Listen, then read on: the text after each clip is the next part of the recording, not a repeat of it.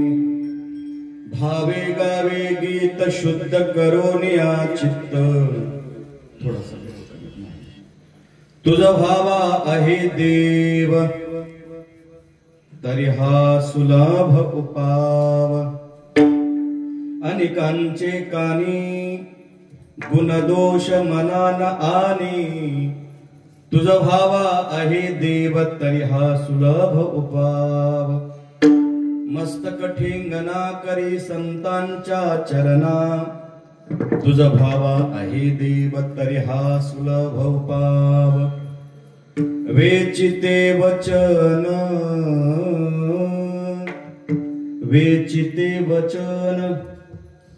जेने राहे समाधान तुझ भावा आहे देव तरी हा सुलभ उपाव तुका म्हणे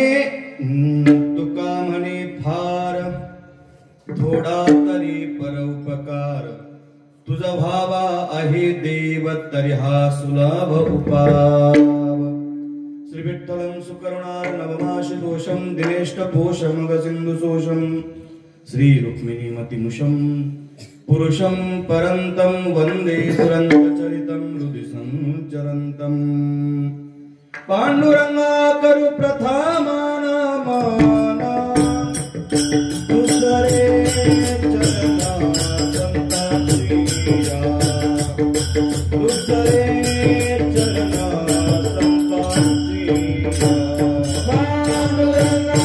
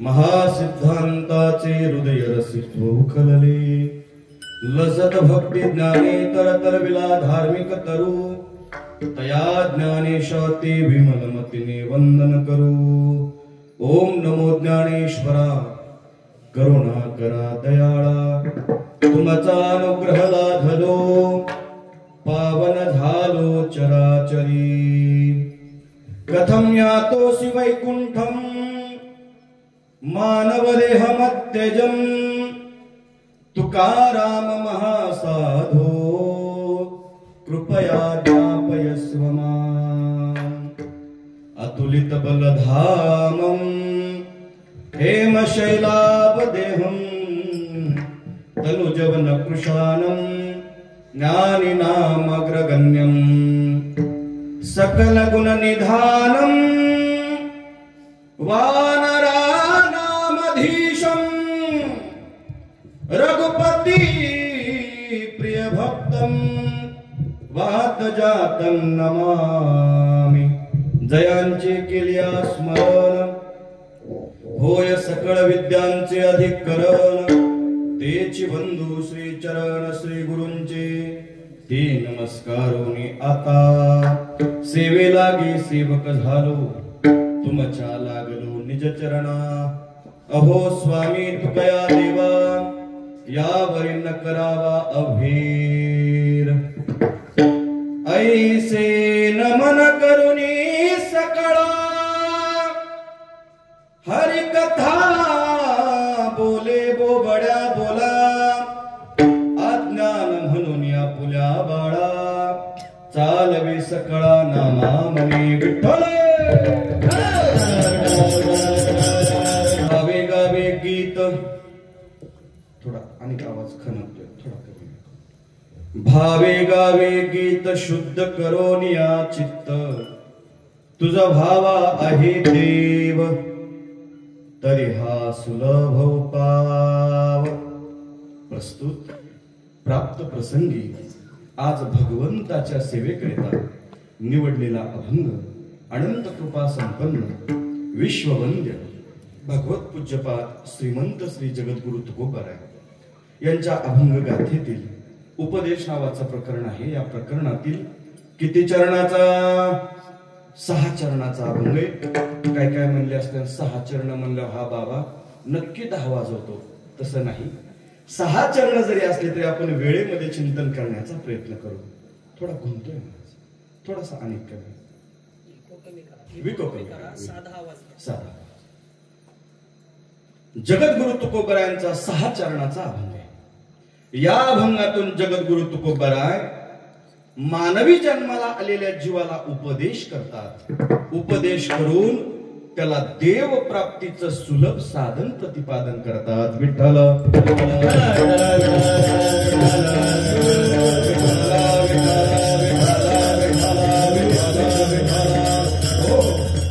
सेवेला सुरुवात करण्यापूर्वी थोडासा परिहार तो असा. सालाबाद प्रमाणे चालू असलेला आपला हा नाम यज्ञ, थोडा बेस कमी आणि थोडा सालाबाद प्रमाणे चालू असलेला आपला हा नाम यज्ञ वर्ष मला वाटतं 31 वर्षापासून आपला हा नाम उत्सव चालू आहे. किम निमित्त मला वाटतं भगवान परमात्म्याची आणि माता कामधेनूच्या मूर्ती प्राण प्रतिष्ठेचा वर्धापन दिन, म्हणजे ज्या आपल्या गावामध्ये ज्या दिवसापासून मूर्ती बसल्या तेव्हापासून हा चालू असलेला आपला नामयज्ञ. आणि या नामयज्ञातील आजची मला वाटतं ही 4थ्या दिवसाची सेवा. सर्व ग्रामस्थ मंडळी, सर्व भजनी मंडळ आणि सर्वांच्या प्रेमातून ही सेवा माझ्याकडे आली. तुम्ही म्हणाल तुम्ही प्रेमातून म्हणता, तुमचा नामचा काय संबंध? आमची ओळख नाही, पाळख नाही, काही नाही. तुमच्याकडे ही सेवा कशी आली त्याचं कारण असं आहे, आपल्याच गावातला भागणे परिवारातला एक विद्यार्थी आळंदीला शिकायला आहे आणि हा भागणे परिवार आणि या परिवाराच्या प्रेमातून ही सेवा मला प्राप्त झाली आणि या सेवेकरता मी उपस्थित आहे. या सेवेकरता आज दिग्गज मंडळी उपस्थित आहेत. आमचे परममित्र ज्यांचा आपण अनेक दिवसापासून श्रवण करता, ज्यांच्या सानिध्यामध्ये आपण राहता, असे आमचे परममित्र, ज्यांचं तुकोबरायांचं चरित्र आपण ज्यांच्या मुखातून ऐकता, असे आमचे परममित्र केशव महाराज जे असतील, तसेच गायनाचार्य अविनाश महाराज असतील, आमचे कृष्णा महाराज असतील, आमचे परममित्र गणेश महाराज जे असतील मृदंगाचार्य, या सर्वांच्या उपस्थितीमध्ये आपल्याला 1 तासाची सेवा करायची. चाललेला हा नामयज्ञ अतिशय सुंदर आहे. मंदिर सुंदर आहे. अतिशय डोंगराळ भागामध्ये येताना म्हणलं कोण येते का नाही कीर्तनाला, पण अतिशय सुंदर आणि नियोजनबद्ध असा कार्यक्रम चालू आहे. हा 4थ्या दिवसाची सेवा मला प्राप्त आहे. आज मी सेवेकरिता जगद्गुरु तुकोबरायांचा अभंग घेतलाय. या अभंगातून जगद्गुरु तुकोबराय उपदेश करतात. का हो महाराज? महाराज उपदेश करतात, पण त्यांना उपदेश करण्याचा अधिकार आहे का? उपदेश करण्याचा ज्याला अधिकार आहे त्यानेच उपदेश करावा. उपदेश कोणीही करू नये. शास्त्र सांगतं उपदेश त्याने करावा ज्याच्या ठिकाणी 2 गोष्टी आहेत, त्यानेच उपदेश करावा. आवाज घुमत नाही ना व्यवस्थित? उपदेश करण्याचा अधिकार कोणालाही नाही. उपदेश मार्गदर्शन, निस्त मार्गदर्शन नाही तर तुमच्या हिताचं मार्गदर्शन, त्याला उपदेश म्हणतात. शास्त्रकार सांगतात या मृत्यू लोकामध्ये फक्त 3 जणाला उपदेश करण्याचा अधिकार आहे. 1 भगवान परमात्म्याने उपदेश करावा, 2 वेदाने उपदेश करावा आणि 3 साधू संतांनी उपदेश करावा. तुम्ही म्हणाल महाराज या तिघालाच उपदेशाचा अधिकार आहे आणि आम्हाला का नाही? शास्त्र असं सांगता ऐका, उपदेश त्याने करावा ज्याच्या अंतःकरणामध्ये पुढच्याच कल्याण व्हावं अशी तळमळ आहे आणि त्या कल्याणाचा मार्ग ज्याला माहितीये त्यानेच उपदेश करावा. विठ्ठल विठ्ठल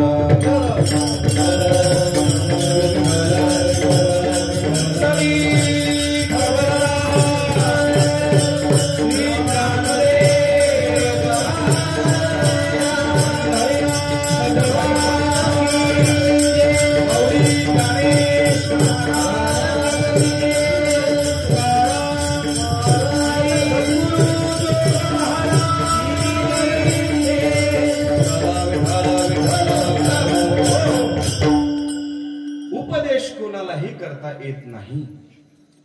उपदेश करण्याकरता पहिली गोष्ट पाहिजे, ज्याला तुम्ही उपदेश करता, ज्याला मार्गदर्शन करता, ज्याला तुम्ही सांगता, त्या सांगणाऱ्याला पुढच्याच कल्याण व्हावं अशी त्याच्या अंतःकरणात तळमळ पाहिजे.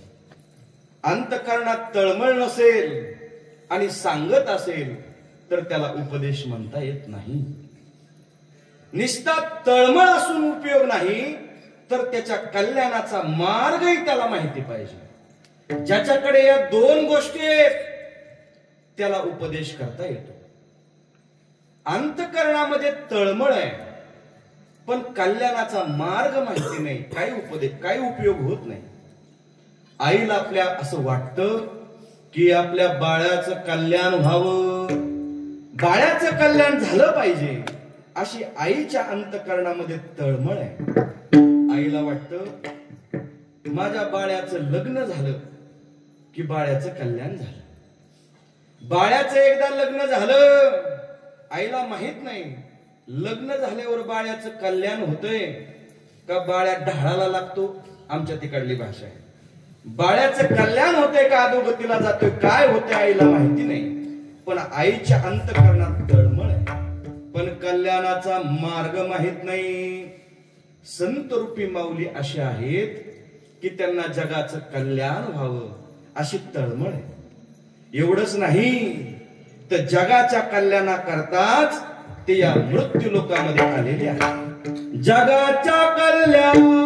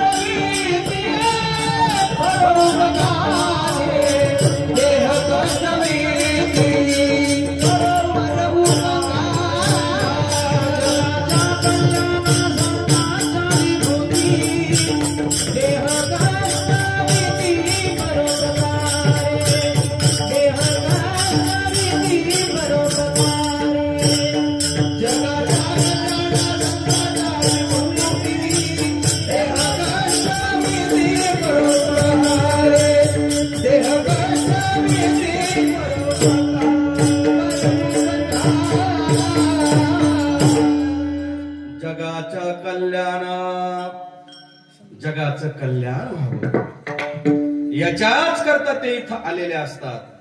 जगाचं कल्याण झालं पाहिजे अशा अंतःकरणामध्ये तळमळ आणि त्या कल्याणाचा मार्ग त्यांना माहिती आहे.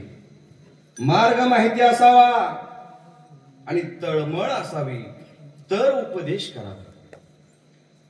निश्चित तळमळ आहे नाही उपयोग.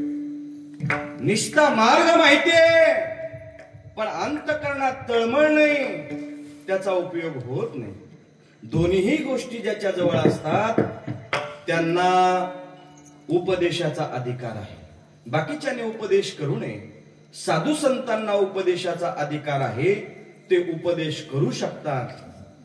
साधू संतांची उपदेशाची एक पद्धत आहे.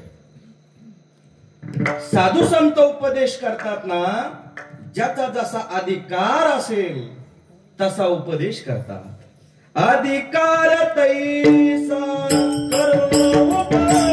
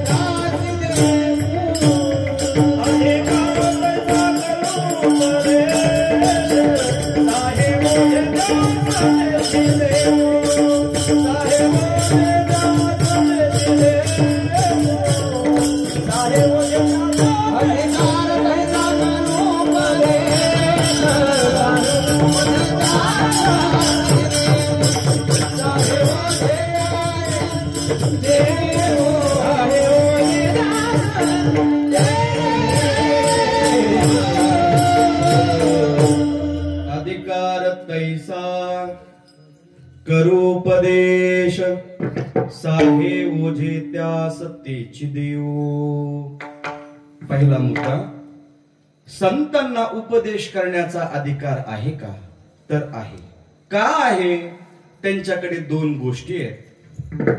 अंतःकरणामध्ये तळमळ आहे आणि तळमळ असून नाही त्यांना मार्गही माहिती आहे, मान्य.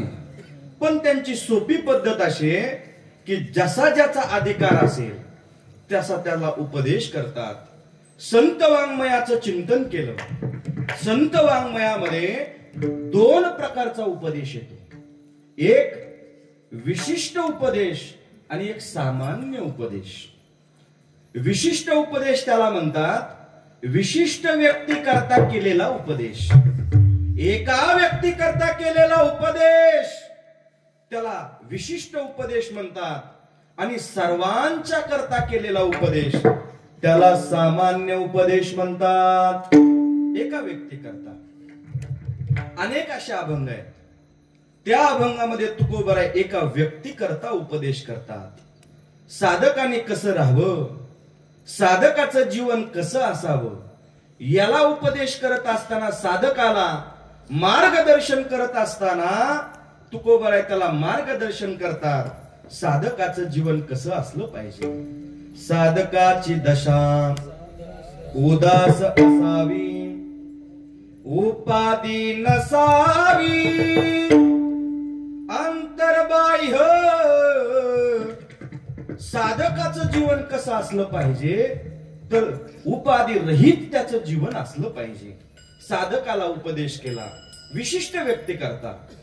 पण आज तुकोबराय उपदेश करतात तो सर्वांच्या करता करतात, सर्वांना मार्गदर्शन करतात, सामान्य उपदेश करतात. महाराज, आज तुम्ही आम्हाला उपदेश करता, सामान्य उपदेश करता, सर्वांना उपदेश करता. या उपदेशावर अनेकही बोलता येईल केशव महाराजजी, अनेकही बोलता येईल. पण मला वाटतं पुढे जाऊ का? बोलू? बोलतो, ऐका. रंगनाथ महाराजांचं एक पुस्तक आहे. रंगनाथ महाराज परभणीकर म्हणतात, कोण सांगतो, कोण आपल्याला उपदेश करतो याच्याकडे लक्ष न देता तो उपदेश जर आपल्या हिताचा असेल तर हात जोडून तो ग्रहण करा आणि आपलं कल्याण करून घ्या. कोण सांगतो, कोण उपदेश करतो याच्याकडे पाहू नका. लहान मुलगा उपदेश करतो का? आपली बायको आपल्याला उपदेश करते का? आपला वैरी आपल्याला उपदेश करतो का? हे पाहू नका. उपदेश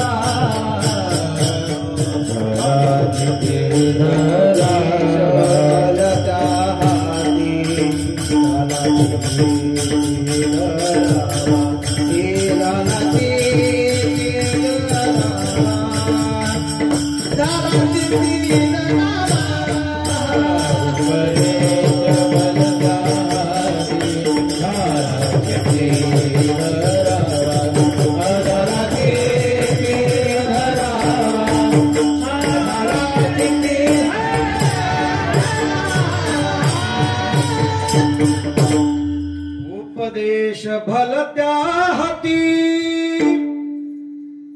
कोण उपदेश करतो याच्याकडे पाहू नका. त्या उपदेशामध्ये आपलं कल्याण असेल, ग्रहण करा. कोण? लहान मुलगा उपदेश करतो, वयाने लहान आहे. 7 वर्षाचा मुलगा बापाला मार्गदर्शन करतो. कधी कधी आमचे गुरुवर्य मारुती बाबा सांगतात, त्याच्या ज्ञानाकडे आपण लक्ष द्यावं, वयाकडे लक्ष देऊ नये. मुलगा बापाला सांगतो, बाबा काल चिपळूण मधला एक माणूस मेला. बाबा म्हणला, कस काय रे? बाबा म्हणले, त्याच्या इथं गाठ आली म्हणतात. इथं गाठ आली. कस काय? तो दररोज 3 पुड्या तंबाखू खायचा. तंबाखूचा विडा इथंच ठेवून झोपायचा.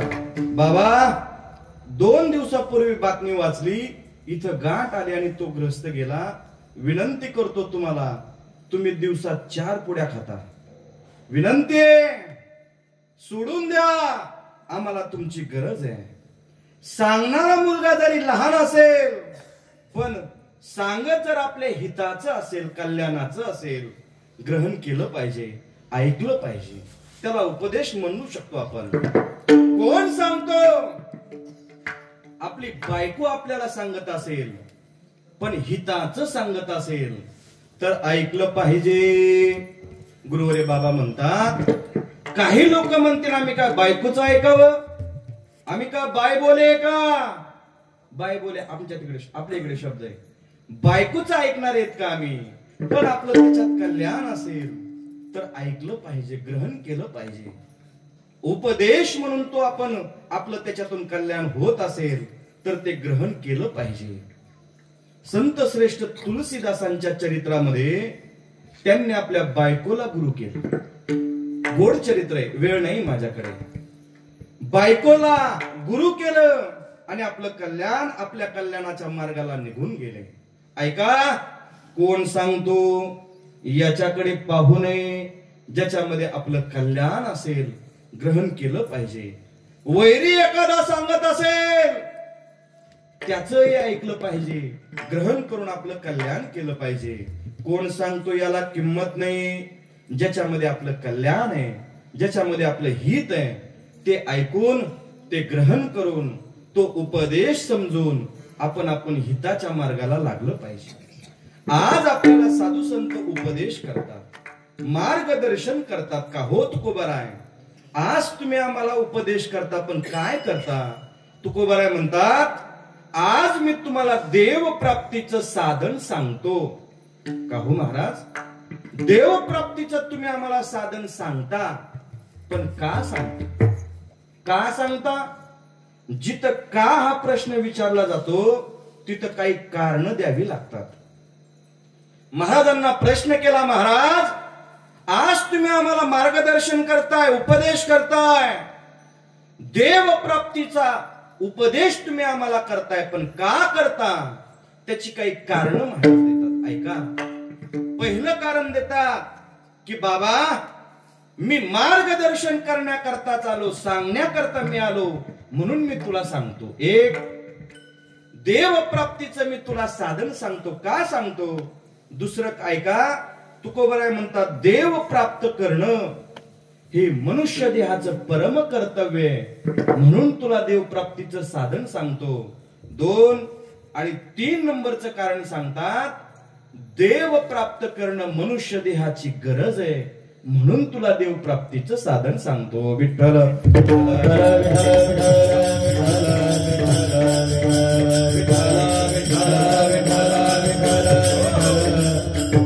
देव प्राप्तीचं साधन तुम्ही आम्हाला सांगता. का सांगता? सांगायला आले. आणि खरे बरं, जो व्यक्ती ज्या कामाकरता आला ते काम करू लागला तर त्याला वावगं कुणी म्हणत नाही. साधू संत इथं सांगण्याच करता आले, मार्गदर्शन करण्याकरता आले. कुठून आले? आम्ही वैकुंठवासी आलो याची कारणासी, बोलिले जे ऋषी साच भावी वर्ताया. या वर्ता या शब्दाचे 2-3 अर्थ करता येतील बरं. वरतून धावण्याकरताही आलो, सांगण्याकरताही आलो, आणि सांगण्याकरता, वरतून धावण्याकरता आम्ही या ठिकाणी आलो, सांगण्याकरता आलो म्हणून सांगतोय. ठीक आहे महाराज. दुसरं कारण दिलं, या मनुष्य देहाचं परम कर्तव्य देव प्राप्त करणं. शास्त्रकार सांगतात, मनुष्य देहाला आपण आलो तर या देहाचं कर्तव्य वेगळं आहे आणि परम कर्तव्य वेगळं आहे. कर्तव्य प्रत्येकाचं भिन्न आहे. मनुष्य म्हटला की तो कुणाचा तरी मुलगा आहे, त्या मुलाचं कर्तव्य वेगळं आहे, मुलीचं कर्तव्य वेगळे, वडिलांचं कर्तव्य वेगळे, पत्नीचं कर्तव्य वेगळे. प्रत्येकाची कर्तव्य भिन्नता आहे. पण मनुष्य म्हणून जन्माला आलो तर आपलं परम कर्तव्य देव प्राप्त करणं. आयुष्याच्या साधने सच्चिदानंद पदवी घेणे.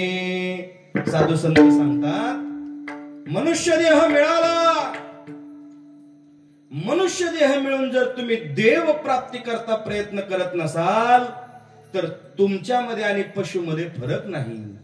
मनुष्यपण तरी साधे नारायण, मनुष्यपण तरी साधे नारायण, मनुष्यपण तरी साधे नारायण, मनुष्यपण तरी साधे नारायण. नाही तरी हे पशु होणे, पशु होणे. नाही तरी हे पशु होणे, पशु होणे. नाही तरी हे पशु होणे,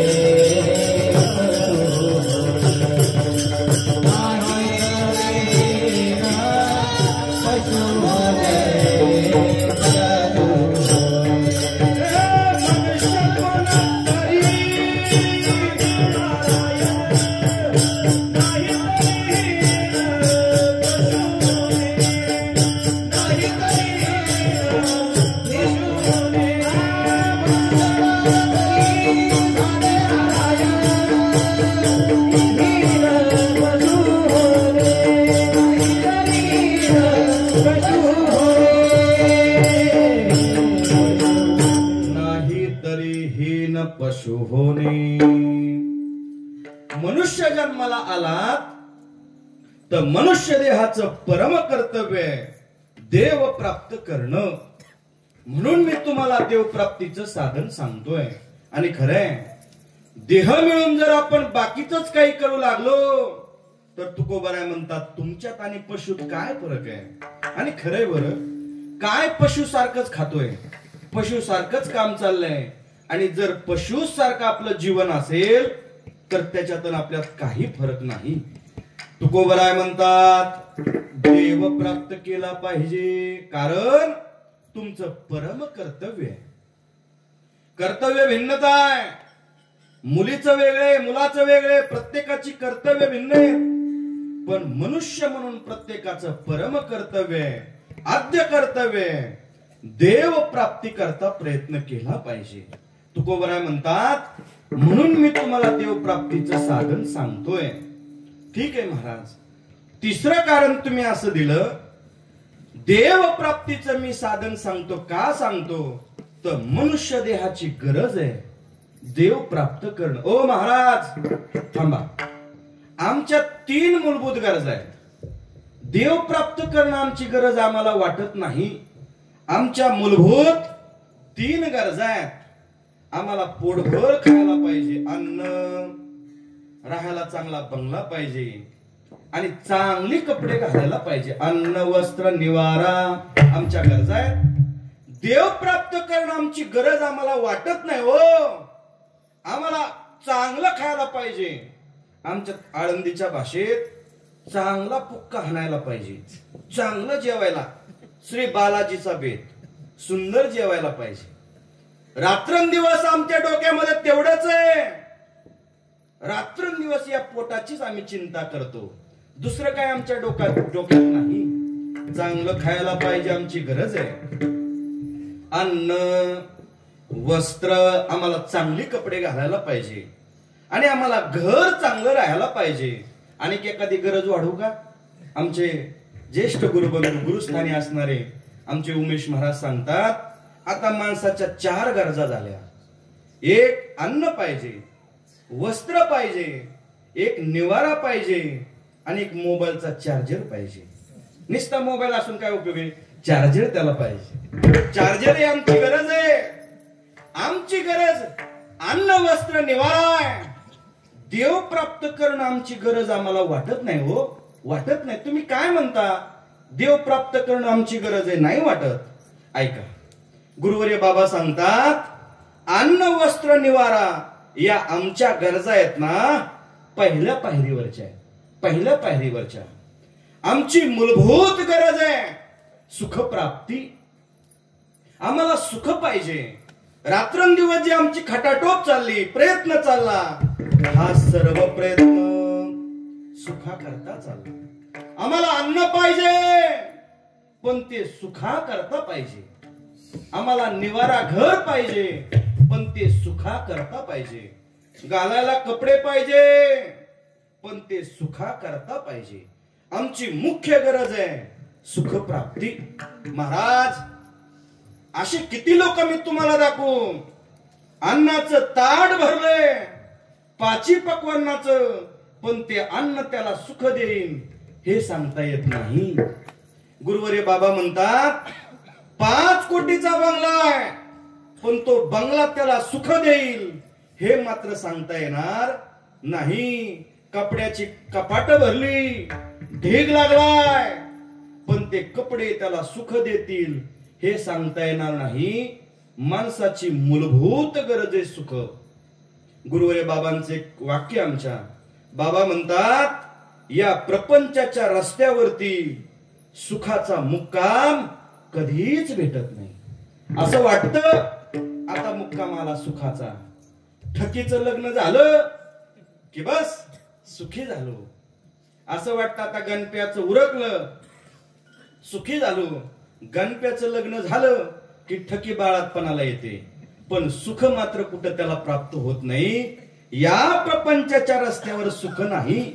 गुरुवर्य बाबा म्हणतात, ज्याला सुख प्राप्त करून घ्यायचंय, ज्याला सुखाच्या मार्गाने जायचंय, योग्य मुक्कामी त्याला पोहोचायचंय ना, त्याने परमार्थाचा रस्ता धरला पाहिजे. ऐका, अन्न वस्त्र निवारा आमच्या गरजा आहेत, पण त्या गरजा अतिशय सामान्य आहेत. आमची मूलभूत गरज सुख प्राप्ती. अन्न सुख देत नसेल काय उपयोग आहे? एका चेअरमन साहेबाच्या घरी जेवायला गेलो. कारखान्याचे चेअरमन जेवायला, महाराज घरी या. म्हणलं काय कुठंतरी जेवायचे. जेवायला गेलो. सुंदर माझ्या करता स्वयंपाक केला होता. आणि सुंदर स्वयंपाक म्हटलं की आपण सगळं विसरतो. भरपूर यथोच्च असा आनंद जेवणाचा घेतो. जेवायचं ताट पाहिलं, मी म्हणलं बस आज तर आनंदी आनंद आहे. पक्वान्नच तेवढे होते हो. श्री बालाजी एकदम सुंदर जेवण. ते ताट पाहिलं, माझ्या आवडतीचा पदार्थ पहिलाच गुलाबजाम, त्याच्यानंतर भरलेलं वांग, सुंदर कुरकुरीत कांद्याची भजी, त्यानंतर बासुंदी, 5 प्रकारच्या चटण्या होत्या त्याच्यात. आता काय काय सांगू तुम्हाला, आणि कशाला तुमच्या तोंडाला तरी पाणी सोडू. चला, सुंदर ताट भरलेलं होतं. मी बसलेलो होतो. साहेबांना म्हणलं साहेब चला जेवायला. साहेब म्हणले महाराज तुम्ही जेवा, मी नंतर जेवतो. म्हणलं असं कसं? आम्ही तुमच्या घरी आलो, सोबत जेवू आणि कीर्तनाला सोबत जाऊ. मी जास्त आग्रह केल्यामुळे साहेब जेवायला बसले. दोघांचं शेजारी शेजारी ताट करणार. बसल्यानंतर त्यांनी आवाज दिला, का रे कोण आहे तिकडं? त्यांचा सेवक त्यांचं ताट घेऊन आला. त्यांनी सांगितलं माझं ताट घेऊन ये. माझं ताट घेऊन ये म्हणल्यानंतर मला आतुरता लागली. माझंच एवढं भारी, तो साहेबाचं काहीतरी अनेक विशेष असत. माझं ताट आण म्हणल्यानंतर मी पाहू लागलो ताटाची वाट. ताट आलं, साहेबाच्या पुढे ताट ठेवलं. माझा चेहराच उतरला. मला घासच उचलू वाटाना. मी साहेबाला म्हणलं साहेब तुमचं ताट माझं ताट, तुमच्या ताटात काहीच नाही, फक्त मुगाचं वरण आणि ज्वारीची भाकर. मी हे 5 पक्वान्न खातोय तुम्ही असं. साहेबांनी सांगितलं महाराज सर्व अन्न उपलब्ध आहे, पण ते अन्न मला सुख देत नाही. महाराज तुम्ही गुलाबजाम खा. मी लगेच उचलला. खा म्हणलं की उचलला. महाराज तुम्ही गुलाबजाम खायचा आणि मी निस्ता पाहायचा, खायचा नाही. खाल्ला की साखर वाढते, लगेच ऍडमिट करावं लागतंय. तुम्ही खा महाराज. मी म्हणला भरलेलं वांग घ्या, लय सुंदर खाण्याचं वांग आहे. साहेब म्हणले महाराज तुम्ही खा, मी पाहतो. वांग खाल्लं की त्रास चालू होतो, मला वांग नको. महाराज साहेबाला म्हणलं भजी घ्या, कुरकुरीत आहेत कुरकुरीत कांद्याची. साहेब म्हणले महाराज भजे नको काय नको, ऍसिडिटी जळजळपणा लगेच चालू होतो. काही नाही, त्यांनी काहीच घेतलं नाही, पण मी काहीच सोडलं नाही. पूर्ण ताट जेवून कीर्तनाला गेलो. दृष्टांत सांगतो का, अन्नाचं ताट भरलंय, पण ते ताट सुख देईल हे सांगता येणार नाही. 5 कोटीचा बंगला आहे, पण तो बंगला सुख देईल हे सांगता येणार नाही. कपडे तर घालायला भरपूर आहेत, पण सुख देतील सांगता येणार नाही. सुख प्राप्त करायचं असेल तर त्या देवाला आपलं केलं पाहिजे. तेने मीना जीवा मनो हे, तेने मीना जीवा सुख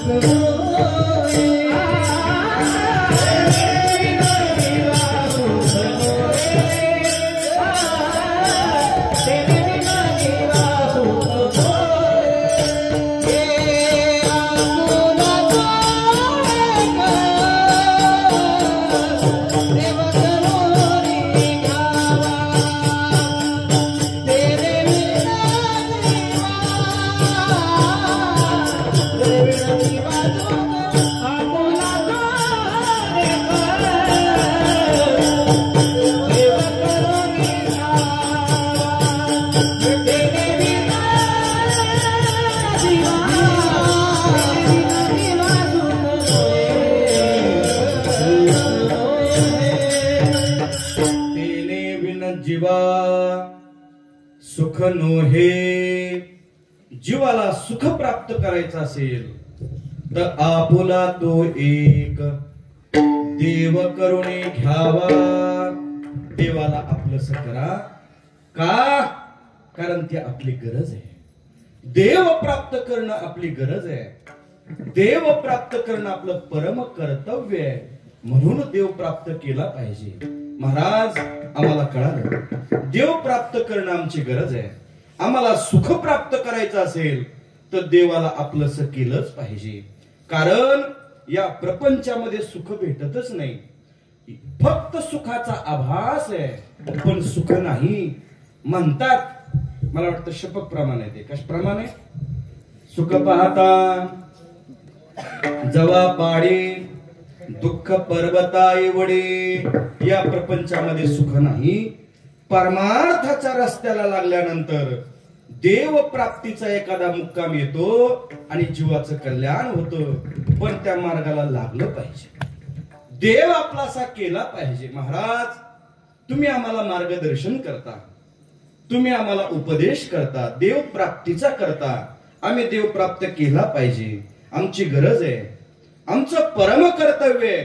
पण महाराज या देव प्राप्ती करता काहीतरी साधन करावं लागेल ना.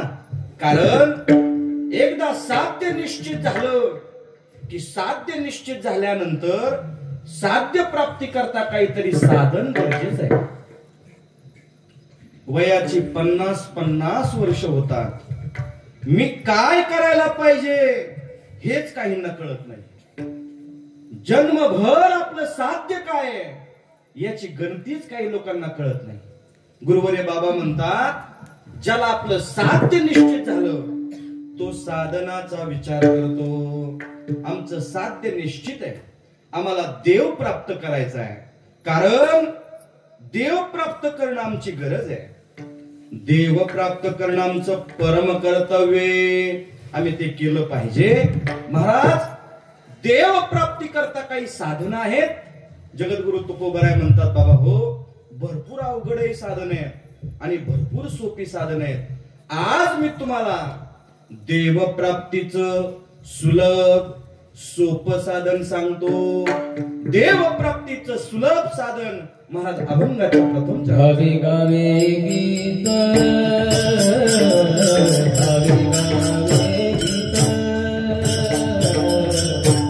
गावे गीत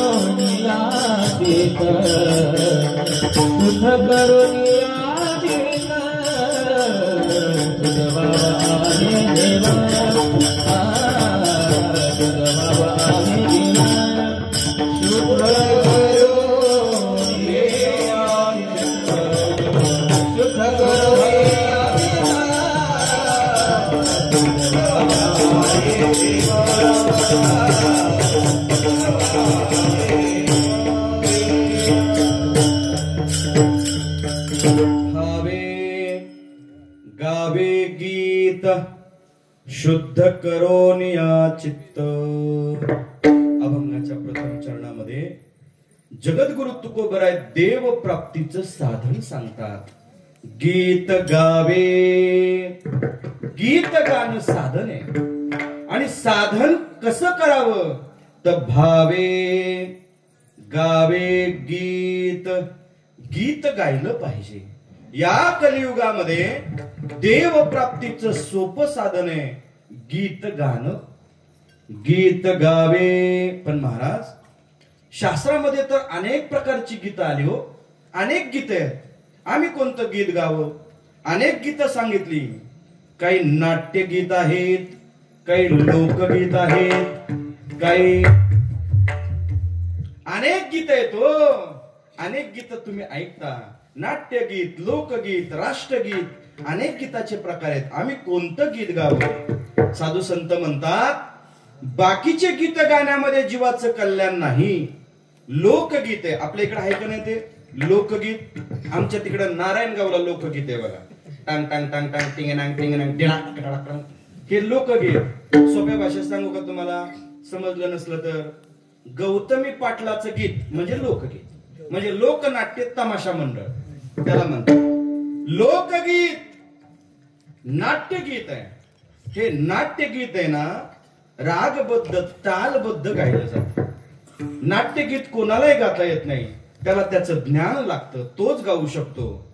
आणि सर्वांना आपल्याला माहिती राष्ट्रगीत, राष्ट्रगीत खाली बसून म्हणता येत नाही, चालता चालता म्हणता येत नाही, त्याला सावधान मध्ये थांबावं लागतं आणि चालू झाल्यानंतर हलता येत नाही. असं हे राष्ट्रगीत कधीही म्हणण्याचा त्याला अधिकार नाही. हे राष्ट्रगीत. अनेक गीत आहेत, भावगीत आहे, काय काय अनेक गीत आहेत. एक प्रल्हाद शिंदे नावाचा गायक झाला, प्रल्हाद शिंदे, त्याची सगळी भावगीतच गायली त्यांनी. एवढी गीत आहेत, तुम्ही कोणताही कार्यक्रम असू द्या, सोळावा असू द्या, सत्यनारायण असू द्या, त्याचीच गीतं लावली जातात. त्याला भावगीत, अनेक गीतं गायली त्यांनी, अनेक गीत आहेत. पण महाराज देव प्राप्ती करता आम्ही कोणतं गीत गावं? साधू संत सांगतात बाकीचे गीत न गाता गावं नाम गीत गावं. कोणतं गीत? राम कृष्ण गीती गात टाळ चिपळ्या वाजवीत छंदे आपुल्या नाचत निज घेऊन फिरत गा. राम कृष्ण गीती गात. या कलियुगामध्ये गीत गायचं असेल तर फक्त नामगीत, रामकृष्ण गीती, रामकृष्ण हरी हे गीत गायलं पाहिजे. पण महाराज हे गीत गात असताना कसं गावं? भावे गावे गीत. ऐका, या परमार्थाच्या वाटेला लागत असताना परमार्थाचं पहिलं पाऊल आहे तुमच्या अंतःकरणामध्ये कोणता भाव आहे लागत असताना तो फार महत्वाचा आहे. परमार्थाच्या प्रांतामध्ये फक्त भावाला किंमत आहे. भावे, भावनेने गीत गायलं पाहिजे. अंतरीची घेतो गोडी पाहे जोडी भावाची थोर प्रेमाचा भुकेला हाची दुष्काळ तयाला त्या परमात्म्याला फक्त भाव लागतो. भावनेने तुम्ही गीत गायलं तर त्याला दुसरं काहीही लागत नाही. भाव के वश में है भगवान भाव ही सब सार है भाव से मुझको भजे भव से बेड़ा पार है. या मृत्यू लोकामध्ये गीत गात असताना भावनेने गायलं पाहिजे. अंतःकरणामध्ये भाव पाहिजे. ऐका बरं, आमचे गुरुवरे बाबा सांगत असतात, आपण कुठं जन्माला आला, कोणत्या जातीत जन्माला आला याला काही किंमत नाही. तुमच्या अंतःकरणामध्ये किती भाव आहे याला फार किंमत आहे.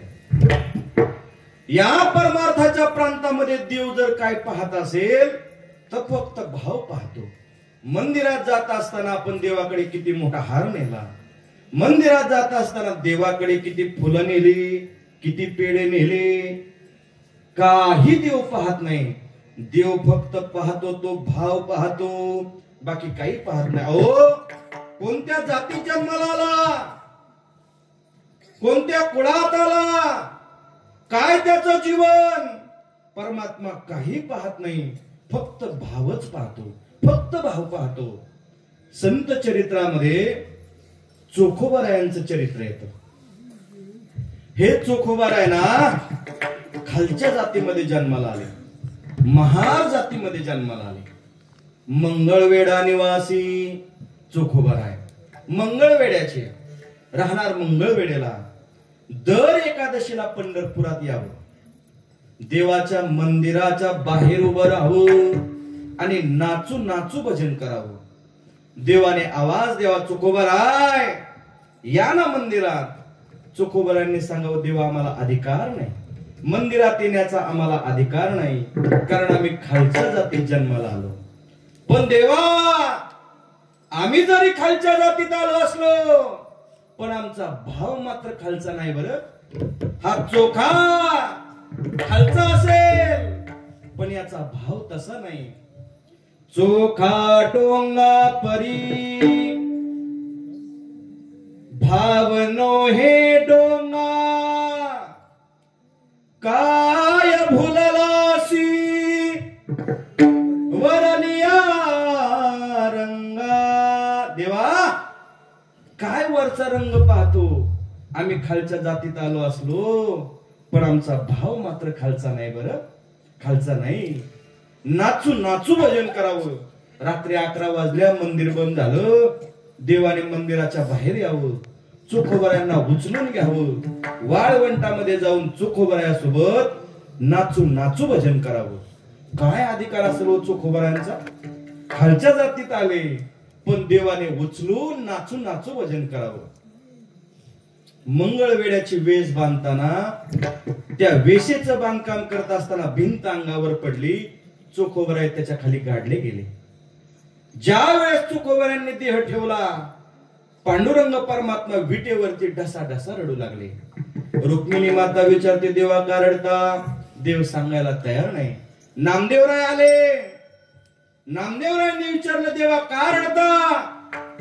नामदेवाला पाहिल्यानंतर मिठी मारू मारू देव रडू लागले. नामा, माझा प्राण विसवला, माझ्या चोखोबाने देह ठेवला, जा माझ्या चोखोबाचे हाड घेऊन ये.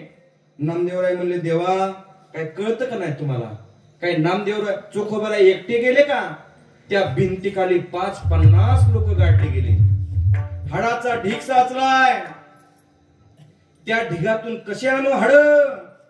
देवाने सांगितलं, नामा, माझ्या चोखोबाने जन्मभर भावनेने भजन केलं आणि भावनेमुळं त्याची हाड सुद्धा विठ्ठल विठ्ठल म्हणतात. जा, हाड प्रत्येक हाड कानाला लावून बघ, विठ्ठल विठ्ठल म्हणत असेल. नामदेवराय आले आणि आल्यानंतर हाडाच्या ढिगापाशी गेले. पहिलं हाड उचलून कानाला लावलं, काही म्हणना, कोणत्या पाप्याचे म्हणून फेकून दिलं. दुसरं हाड उचललं, कानाला लावल्याबरोबर विठ्ठल विठ्ठल म्हणू लागलं. देवाचा आणलेला शालू, त्या शालू मध्ये सगळे हाड गोळा केले. नामदेवराय घेऊन आले आणि आल्यानंतर देवाने स्वतः मंदिराच्या बाहेर स्वतःच्या हाताने चोखोबरायांची त्या ठिकाणी हस्ती ठेवल्या, समाधी त्या ठिकाणी दिली. आजही चोखोबरायाची समाधी मंदिराच्या बाहेर आहे. चोखोबराय खालच्या जातीत आले, पण भाव मात्र उच्च होता आणि उच्च भावामुळे त्यांची हाडं सुद्धा विठ्ठल विठ्ठल म्हणतात. परमार्थामध्ये भावनेला किंमत आहे, दुसरं काही किंमत नाही. भावनेने गीत गायलं की देव प्राप्त होतो भावे. गावे गीत शुद्ध करोनिया चित्त. दोन अर्थ करता येतील. चित्त शुद्ध करून गीत गावं असंही करता येईल. भावनेने तुम्ही गीत गा, एक दिवस तुमचं चित्त शुद्ध होईल आणि तुम्हाला देव प्राप्त होईल. तुझा भावा आहे देव तरी हा सुलभ उपाव. सुलभ सुलभ म्हणजे सोपा आणि उपाव म्हणजे साधन. देव प्राप्तीचं सुलभ आणि सोपं साधन महाराज सांगतात. भावे गावे गीत विठोबा रखुमाई.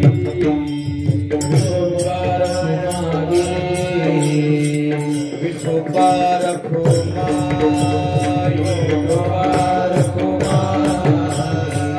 विठोबा रखुमाई.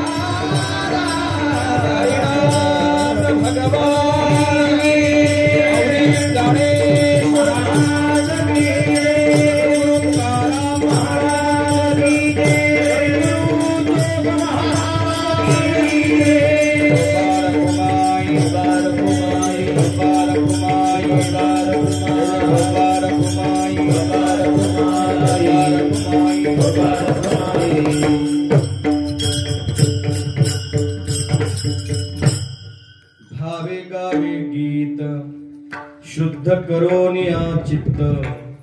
तुझा भावा आहे देव तरी हा सुलभ उपाव.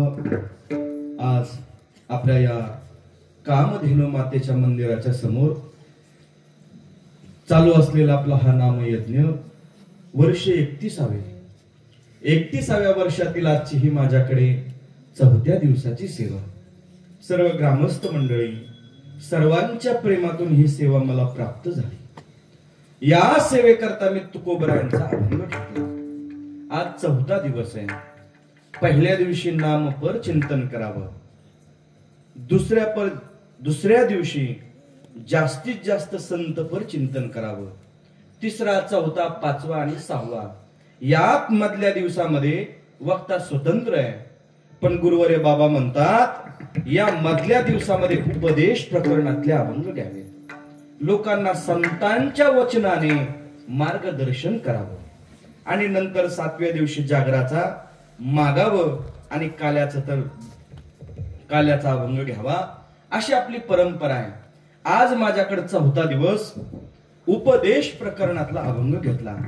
अभंग सोपा आहे. मला असं वाटतं याच्या आधी याच्यावर कोणीतरी कीर्तन केलं असेल सप्त्यात. अभंग फार सोपा आहे. अभंग मोठा आहे, पण हा अभंग आहे ना फार सुंदर आहे. गुरुवर्य बाबा म्हणतात ज्याला परमार्थाच्या वाटेने योग्य पद्धतीने चालायचंय ना, त्या माणसाने हा अभंग मोठ्या अक्षरामध्ये लिहावा आणि घरामध्ये त्याची मोठी फिल्म बनवावी आणि दररोज अभंग वाचावा आणि आपल्या अंतःकरणामध्ये तो उतरावा. बस दुसरं काही नाही केलं. एवढा अभंग जरी उतरला ना तरी माणसाचं कल्याण झाल्याशिवाय राहणार नाही. इतका गोड अभंग आहे. 2-3 प्रस्तावना करता येतील या अभंगाच्या. या अभंगात तुकोबराय देव प्राप्तीचं साधन सांगतात, ही प्रस्तावना करता येईल. या अभंगात तुकोबराय उपदेश करतात, ही प्रस्तावना करता येईल. या अभंगामध्ये तुकोबराय मनुष्य जन्माची नियमावली सांगतात, ही प्रस्तावना करता येईल. माणसाने कसं वागावं, त्याच्या जीवनाची दिनक्रम, जीवनाची आचारबद्धता कशी असावी, हे जरी पाहायचं असेल तर या अभंगात पाहता येईल. आपली प्रस्तावना चालली देवप्राप्तीचं साधन सांगतात. या अभंगातून तुकोबरायांनी साधन सांगितलं देवप्राप्तीचं. महाराज, तुम्ही आम्हाला देवप्राप्तीचं साधन सांगता, पण का सांगता? का सांगता? का म्हटल्यानंतर त्याची कारण द्यावी लागतात. मी 3 कारण दिली. मला असं वाटतं 3ही कारण कुणाच्या ध्यानात राहिली असतील असं काही मला वाटत नाही. महाराज, तुम्ही आम्हाला सांगता म्हणजे मार्गदर्शन करता, उपदेश करता, तुम्हाला त्याचा अधिकार आहे. उपदेशाचा अधिकार कोणाला, हेही मी सांगितलं आणि त्याच्यानंतर प्रस्तावना केली. देवप्राप्तीचं तुम्ही आम्हाला साधन सांगता, पण का सांगता? का सांगता? त्या का सांगताची मी 3 कारण दिली. 3 कारण. टाळकरी सोडून पुढे बसलेले माझी बहीण असेल, माता वर्ग असेल, माझे मित्र मंडळी, तरुण मंडळी असतील, ज्येष्ठ मंडळी असतील, एकाने जरी ही 3 कारण सांगितली तरी मी त्याला निम्म पाकिट देऊन टाकेन. निम्म पाकिट आहे ना, मला पाकिट आहे ना. भाड्याला पैसे लागतात, भाडं येणं जाणं या पैसे लागतात. नक्की त्याला पाकिट अर्ध देईन. आज लोक कीर्तन ऐकतात महाराज, पण लक्ष देऊन कीर्तन ऐकत नाही. तुमची चुकी नाही. आज आमचे सांगणारेच वेगळ्याच रीतीने पुढे जा समाजापुढे मांडू लागले. पण आपल्या पत्रिकेमध्ये पाहिलं तर 90% कीर्तनकार आमच्या परंपरेमध्ये बांधील असणारे आहे. कीर्तनाची परंपरा बांधून ज्यांनी जीवन ठेवलंय 90% कीर्तनकार आहे. 100% नाही म्हणायचं बरं, मी 90% म्हणतो. संस्थेने बांधून दिलेले नेम, त्या नेमामध्ये कीर्तन करणारी माणसं आहेत आणि आम्ही त्या परंपरेमधले आहोत. अभंग सोडून आम्ही इकडे तिकडे काही बोलणारच नाही. गाऊन दाखव तुम्हाला आईचं गाणं, एखादं बापाचं गाणं दाखव का पिक्चर मधलं गाणं गाव. मी त्याच्याकरता आलोच नाही. मी तुकोबरायांच्या अभंगाचा भाव तुमच्या पुढे आळंदीहून 300 किलोमीटर प्रवास करून, स्वतः ड्रायव्हिंग करून मी त्याच्याकरता आलो. तुकोबरायांच्या अभंगाचा भाव तुमच्या पुढे मांडायला आलो. का मनोरंजन करायला आलो? अहो, मनोरंजनाची साधनं होत आला हो. मोबाईल ओपन केला की तो धांगडधिंगा आहे, निष्ठा धांगडधिंगा आहे मनोरंजनाचा. कीर्तनाकडे मनोरंजन पाहू नका. मला असं वाटतं आज कीर्तनाला आलेले तरी लोक त्याच्याकडे मनोरंजन पाहत नाही. आज मोजकेच आहेत, पण ऐकणारे आलेले आहेत. कीर्तनाची मर्यादा आहे, कीर्तनाची परंपरा आहे. सगुण चरित्रे परम पवित्रे सादर वर्णावी, ही आमची परंपरा आहे. भक्ती ज्ञाना विरहित इतरा गोष्टी न कराव्या. विरहित गोष्टी न कराव्या. प्रेम भरे वैराग्याचा युक्ती बनाव्या. प्रेम भरे वैराग्याचा गोष्टी बनाव्या. करोडी मुरे नसावी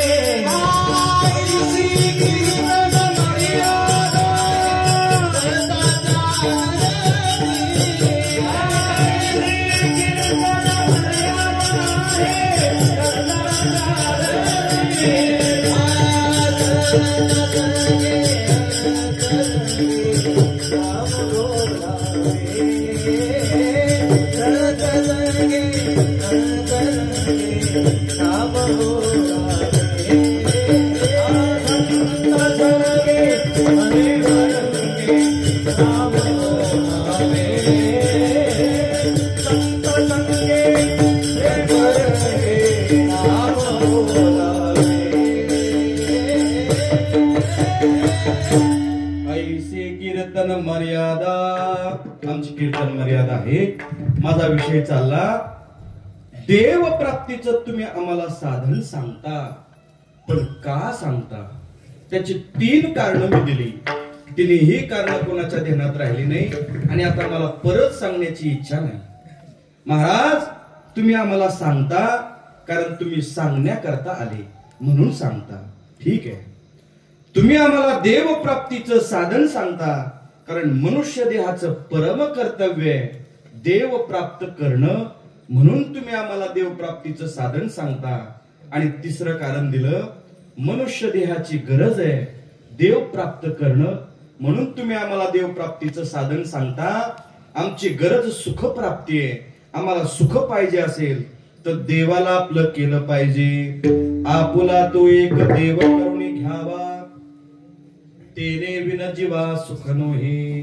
देवाला आपलंस करा सुख प्राप्त होईल. देव आपलासा कसा करता येईल?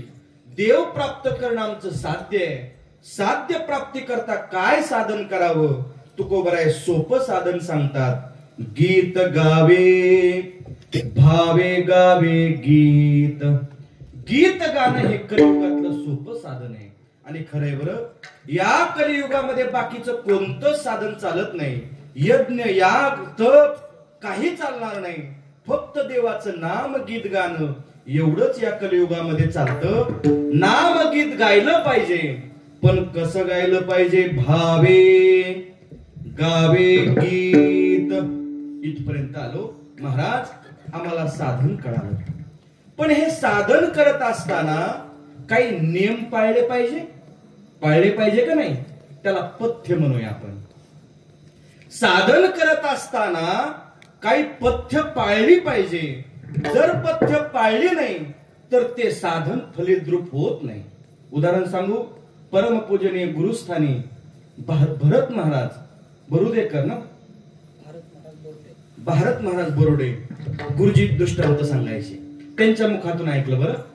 महाराज म्हणायचे साधन तुम्ही करता, साधन करत असताना पथ्य पाळलं नाही त्या साधनाचा काहीच उपयोग होत नाही.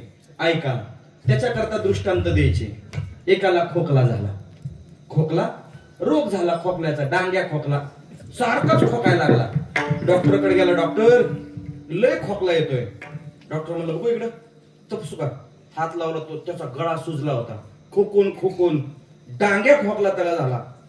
डॉक्टर म्हणले बाबा खोकला बंद होईल, साधन देतो, साधन कर, तुझा रोग निवारण होईल. हे साधन केलं खोकला जाईल. खोकला जाण्याकरता डॉक्टरने एक बाटली दिली. एवढी बाटली घे. ही बाटली जर तू सकाळ संध्याकाळ औषध घेतलं खोकला कमी होईल. त्याने औषधाची बाटली घेतली, चालायला लागला. डॉक्टरने इकडे इकडे बोलवलं. काय झालं डॉक्टर? आता साधन दिलं, खोकल्याची बाटली दिली, एवढी घेतो आणि माझा खोकला जाईल. डॉक्टरने सांगितलं बाबा निस्तं साधन केल्याने खोकला जाणार नाही. साधन करत करत तुला पथ्य पाळावी लागल, त्याच वेळेस खोकला जाईल. महाराज डॉक्टर 500 रुपये एक्स्ट्रा घ्या. हे असली काही नाटकं सांगू नका. आता दिलं ना साधन, औषध पेतोय ना. डॉक्टर म्हणले 500 तुझ्या खिशात ठेव, त्याचा काही उपयोग नाही.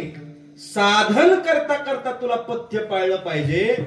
डॉक्टर सांगा पथ्य काय केलं पाहिजे? डॉक्टरांनी सांगितलं बाबा पथ्य त्याला म्हणतात काही गोष्टी कराव्या लागतात आणि काही गोष्टी कराव्या लागत नाही, त्याला पथ्य म्हणतात. काही करावं लागत नाही ते सांगा. काय करायचं ते बघू नंतर. काय करायचं नाही. डॉक्टरने सांगितलं तुला खोकला जा वाटतोय, हो डॉक्टर. साधन करणार, औषध घेणार डॉक्टर, 2 टाइम घेणार, 3 टाइम घेणार. बर मग हे साधन करता करता बाबा तू काही गोष्टी करू नको. काय करू नको? लोणचं खाऊ नको, आंबट खाऊ नको, तेलकट खाऊ नको, लिंबू खाऊ नको. या गोष्टी तू खाऊ नको, या गोष्टी तू करू नको. हे तुझ्या करता पथ्य आहे. हे पथ्य तू पाळ. ठीक आहे डॉक्टर. आणि काय करू? डॉक्टरने सांगितलं बाबा गरम पाण्याच्या गुळण्या कर, विक्स लाव, घसा शेक. घशाला काय कर? गरम पाणी मीठ टाकून सगळं असं व्यवस्थित त्याला शेकत जा. काही गोष्टी कर, काही गोष्टी करू नको. हे तुझ्या करता पथ्य आहे. साधन करता करता तुला एवढं करावं लागेल, तुझा खोकला निश्चित जाईल. दृष्टांत बाजूला सारा, सिद्धांताकडे या. देव प्राप्त करणं आम्हाला गरज आहे. देव प्राप्त केल्याशिवाय सुखप्राप्ती नाही. देव प्राप्त करणं आमचं साध्य आहे. हे साध्य प्राप्त करता साधन सांगितलं. गीत गावे, गीत गायलं पाहिजे. हे गीत गाणं साधन आहे. पण साधन करत असताना काही पथ्य पाळलं पाहिजे. काही गोष्टी करायच्या नाही आणि काही गोष्टी केल्या पाहिजे. इथून पुढचे 4 चरण तुकोबाराय पथ्य सांगतात. काय पथ्य? पहिलं काही करू नको. अभंगाच्या 3ऱ्या चरणामध्ये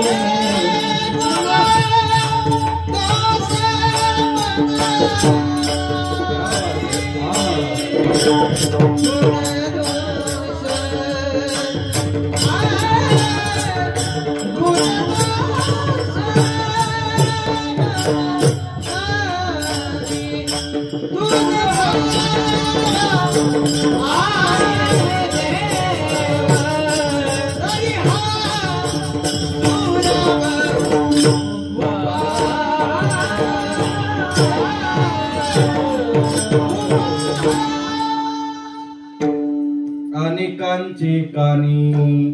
तुकोबाराय म्हणतात साधन करताना काय पथ्य पाळावं? देव प्राप्त साध्य आहे. साध्य प्राप्त करण्याकरता साधन केलं पाहिजे. आणि साधन करण्याकरता, साधन फलद्रूप होण्याकरता पथ्य पाळलं पाहिजे. काही गोष्टी केल्या नाही पाहिजे आणि काही केलं पाहिजे. तुकोबाराय म्हणतात काही गोष्टी करू नका. जगामध्ये लोक नामचिंतन करताना दिसतात. रामकृष्ण हरी, रामकृष्ण हरी म्हणताना दिसतात. आणि रामकृष्ण हरी म्हणत असताना पथ्य पाळत नाही. आणि अख्ख्या गावाचे कुटाळे धुवून काढतात, अख्ख्या गावाची निंदा करतात. त्या साधनाचा काही उपयोग होत नाही. अनेकांचे कानी गुण दोष मना न. आणि अनेकांचे म्हणजे दुसऱ्याचे गुण दोष काना न आणि मना काही मनामध्ये आणू नका. दुसऱ्याच्या गुण दोषाचा विचार करू नका. सोपं सांगतो, दुसऱ्याची निंदाही करू नका आणि दुसऱ्याची स्तुतीही करू नका. गुण पाहणं म्हणजे स्तुती आहे आणि निंदा करणं म्हणजे त्याचे अवगुण पाहणं आणि त्याची वाच्यता करणं म्हणजे निंदा करणे. निंदा केली की पापाला सहभागी होता. निंदकापाशी येती आशिष ही पापे. बाकीच्याचे गुणदोष पाहिले की तिथं पाप उत्पन्न होतं आणि जिथं पाप होतं तिथं देव कधी प्राप्त होत नाही. एक वाक्य सांगतो ऐका. या जगामध्ये लोक दुःखी आहेत महाराजजी. या जगात लोक दुःखी आहेत. त्याचं कारण काय आहे? लोक जेवढं स्वतःचा विचार करत नाहीत ना तेवढं लोक दुसऱ्याचा विचार करतात. म्हणून लोक दुःखी आहेत. शेजारची गंगूबाई आज आनंदी आहे का दुःखी? तिला तिचं काही पडलं नाही. गंगूबाईची सून पळून गेली याचा तिला आनंद. दुसऱ्याचं पाहण्यात तिचं जीवन आहे. गुरुवर्य बाबा म्हणतात दुसऱ्याचा विचारच करू नका. जर तुम्ही नामचिंतन करत असाल, साधन करत असाल तर हे तुम्ही करू नका. अनेकांचे कानी गुण दोष मनानानी. गुण दोष पाहिल्याने काय होतं? पाप उत्पन्न होतं, याच्यावर आता भरपूर बोलता येईल. गुरुवर्य तात्या फार सुंदर दृष्टांत देतात, पण माझी वेळ संपली. बरं 5-10 मिनिटं राहिलेत. आता तो दृष्टांत देत नाही. गुणदोष पाहिले, लोकांची निंदा केली, कसं पाप लागतं. तात्या फार गोड दृष्टांत देतात. चला पुढे. पाहू नका दुसऱ्याचे गुणदोष, पाहू नका महाराज. कळालं आम्हाला. साधन करताना पथ्य आमच्या करता एवढे, आम्ही हे करायचं नाही करणार. दुसऱ्याचं काही बघणार नाही, गुणदोष बघणार नाही. पण काय करावं ते तरी सांगा. तुकोबाराय म्हणतात काय करावं. साधू संतांच्या चरणावर नतमस्तक व्हा.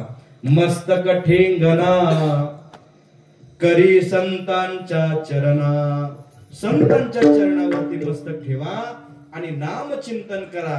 कारण हे मस्तक, आमचे गुरुवर्य गुले बाबा म्हणायचे, देवाने डोकं वर दिलं, पवित्र हे डोकं कोणाच्याही चरणावर ठेवू नका. जिथं ठेवल्यानंतर डोक्याला घाण लागल अशा चरणावर डोकं ठेवू नका. हे डोकं फक्त संतांच्या चरणावर ठेवा. कारण संतांच्या चरणाची काही आगळी वेगळी जादू आहे. अहो संतांच्या चरणाचे रजक्कन लागले तर जीवाचं कल्याण आहे. संत चरण रज लागता सहज, वासनेचे बीज जळून जाय. संत चरणाची काही आगळी वेगळी जादू आहे. आमचे गुरुवर्य देवराम बाबा सांगायचे, संतांचे चरण लागले की त्याला देवाचीच प्राप्ती. रामायणामध्ये फार गोड दृष्टांत आला, पण वेळ संपलेलीच आहे. का सांगू आता? काय तुमची इच्छा दिसत नाही लय. तुमचं सगळं लक्ष आता पंक्तीकडे लागलेलं आहे, माझ्या लक्षात आलेलं आहे. त्याच्यामुळे आता मी पुढे काही सांगत नाही. अहो रामायणामध्ये फार गोड दृष्टांत आला. संतांचे चरण लागले की त्याला देव प्राप्ती आहे. रामप्रभूंना लंकेत जायचं होतं. लंकेत जाण्याकरता सीतामातेला आणण्याकरता फुलाचं काम चालू झालं. चालू झाल्यानंतर प्रत्येक जण आपल्या पद्धतीने सहकार्य करायचा. मोठे वानर मोठे डोंगर आणून टाकायचे, छोटी छोटी वानर छोटी छोटी दगड. राम लिहिलं जायचं आणि सेतू बांधण्याचं काम चालू झालं. हनुमंतराय मोठे मोठे पर्वत आणायचे आणि त्याच्यात टाकायचे. सेतू बांधण्याचं काम चालू असताना एक छोटा जीव तोही सहकार्य करतोय. तिचं नाव खारुत आहे. राम प्रभू आले, पाहिलं प्रत्येक जण सेवा करतोय, प्रत्येकाची सेवा चालली. बारीक पाहिलं तर ती खारुताई सेवा करत होती. समुद्रात जायची, अंग ओलं करायची, मातीमध्ये जायची, माती अंगाला चिटकवायची आणि टाकलेल्या दगडावर येऊन आपलं अंग काय करायची, झटकायची, त्याच्या माती टाकायची. त्या खारूला प्रश्न केला, का ग खारू काय करते हे, हा वेडेपणा काय चाललाय? ती म्हणते काय सांगू, हे दगड आहेत ना फार कंटक आहेत, फार निबार आहेत. या दगडावरती माझ्या प्रभूचे चरण लागणार आहेत. माझ्या प्रभूचे चरण फार नाजूक आहे. या दगडावर जरा माती टाकून थोडीशी गादी करते. माती टाकल्यावर देवाच्या पायाला टोचणार नाही. काय तिचा भाव आहे, तिची सेवा चालू आहे. रामप्रभू पाहतात काय सेवा करताय. 2 मिनिटं बाजूला गेले तर परत येऊन पाहिलं तर ती खारुताई बेशुद्ध पडली. खारुताई बेशुद्ध पडली. प्रभूने उचलून घेतलं, हातामध्ये घेतलं आणि घेतल्यानंतर पाणी टाकलं.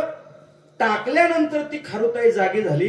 प्रभूने तिला विचारलं, का ग खारू, तू तर सेवा करत होती, तुझी सेवा चालली होती, तू बेशुद्ध कस काय पडली? खारुताईने उत्तर दिलं, प्रभू माझी सेवा चालली होती, पण सेवा करत असताना कुणीतरी माझ्या शेपटीवर पाय दिला आणि मला त्याचं ओझं सहन नाही झालं, मी बेशुद्ध पडले. खारुताईला प्रभूने सांगितलं, सांग कोणी शेपटीवर पाय दिला? त्यावेळेस ते खारुताईने सांगितलं, प्रभू माझ्या शेपटीवर ना हनुमंतरायांनी पाय दिला. प्रभू म्हणले, हे तर आपल्याच पार्टीतले. लगेच हनुमंतरायांना बोलवलं, सांग खारू काय यांना शिक्षा करू? खारुताईंनी सांगितलं, प्रभू हनुमंतरायांना शिक्षा करू नका, त्यांना बक्षीस द्या, बक्षीस. प्रभू विचारतात, का ग बाई असं का? अगं तुझ्या शेपटीवर पाय पडला, चुकून डिहीवर पाय पडला असत तर काय झालं असतं?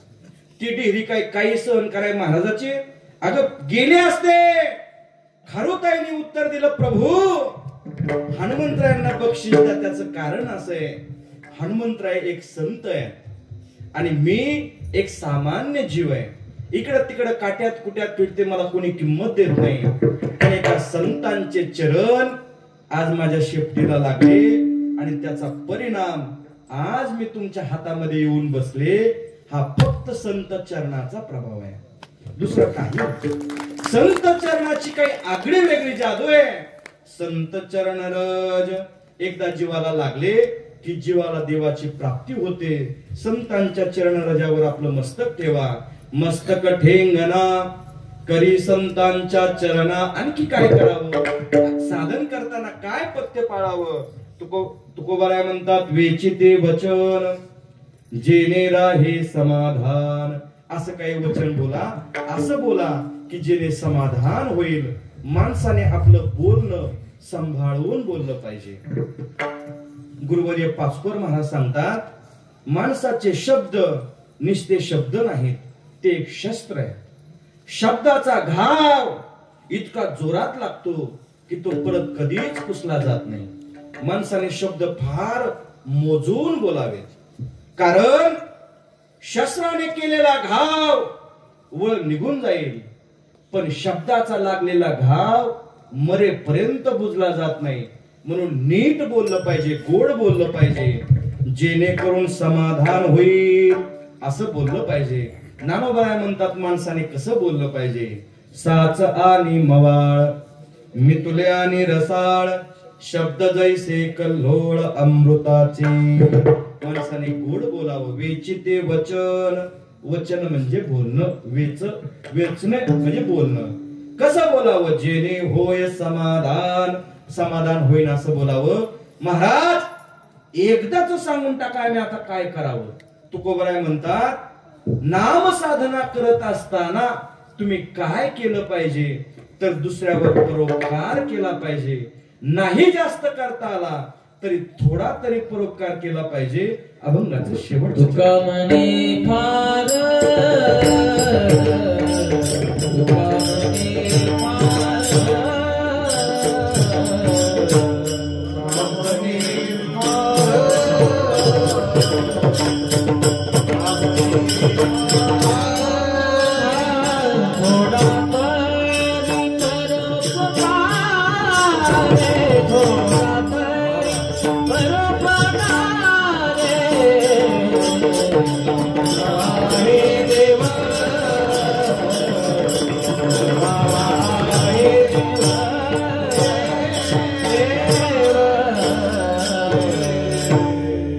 तुका म्हणे फार, तरी परोपकार. नाही जास्त करता आला तरी थोडा तरी परोपकार करावा. जर तुम्ही तुमची वृत्ती तशी ठेवली तर एक दिवस असा येईल, तुझं व्हावा आहे देव. तरी हा सुलभ उपाव, सोपा उपाव, सोपं साधन. महाराज अभंगात सांगतात, बाहुनीने गीत गा, नामचिंतन करा. गीत गात असताना काही पथ्य पाळा. काय पाळा? काही गोष्टी करू नका आणि काही गोष्टी केल्याशिवाय राहू नका. संतांच्या चरणावरती नतमस्तक व्हा. इकडं तिकडं कुठं जाण्यापेक्षा संतांचे चरण आपल्याला देवापाशी नेतील. बाकीचं काही बोलण्यापेक्षा चांगलं बोला. आणि नाही जास्त करता आला थोडा तरी परोपकार. पर म्हणजे दुसऱ्यावर आणि उपकार म्हणजे मदत करा, सहकार्य करा. दुसऱ्याला थोडी तरी मदत करा. गुरुवर्य बाबा सांगत असतात, 1000 रुपये आपण मिळवले, 1000 रुपये मिळाले तर तुम्ही काय करा, 9000 रुपये स्वतःला ठेवा. प्रपंचाला खर्च करा, तुम्हाला खर्च करा. पण 1000 100 रुपये आणि 10,000 1000 रुपये तरी दुसऱ्या करता खर्च करा. दुसऱ्याला सहकार्य करा. थोडा तरी परोपकार. देता आलं तर तूप द्या. लोक म्हणतील तूप अजिबात नाही आमच्याकडे, नका तूप देऊ, पण ताक तरी द्या. नाही ताक देता आलं तरी पाणी तरी पाजा. थोडा तरी परोपकार केलं पाहिजे, सहकार्य केलं पाहिजे. गुरुवर्य बाबा सांगत असतात, चांगलं करता आलं तर करा, करा चांगलं. नाही चांगलं करता आलं तर कमीत कमी वाईट तरी करू नका. एखाद्याला फूल देता आलं तर द्या, नाही फुल देता आलं नका देऊ, गप्प बसा. कमीत कमी त्याला काटा होऊन तर टोचू नका. नाही तुम्हाला देव बनता आलं नका बनू, पण कमीत कमी माणूस बनण्याचा तरी प्रयत्न करा. भला किसी का कर ना सके तो बुरा किसी का मत करना. पुष्प नहीं बन सकते तो काटे बनकर मत रहना. कमीत कमी काटा होऊन तरी त्याला टोचू नका. नाही चांगला करता आलं नका करू, पण वाईट तरी करू नका. नाही तुम्हाला देव बनता आलं नका बनू. बन न सके भगवान भले कम से कम इंसान बनो. पुष्प नहीं बन सकते तो काटे बनकर मत रहो. करता आलं तर चांगलं करावं, नाही करता आलं तर वाईट करू नये. माणसाने कसं जगावं, कसं जीवन घालवावं, तर आपलं जीवन परोपकारी घालवावं. आपल्या जीवनामध्ये वाईट बोलू नये. करता आलं तर संतांच्याच संगतीमध्ये जावं आणि बाकीच्या गुणदोषाचा विचार करू नये. आपल्या जीवनामध्ये एवढी नियमावली ठेवा. एक दिवस असा येईल की देव प्राप्त झाल्याशिवाय राहणार नाही. ज्ञानेश्वर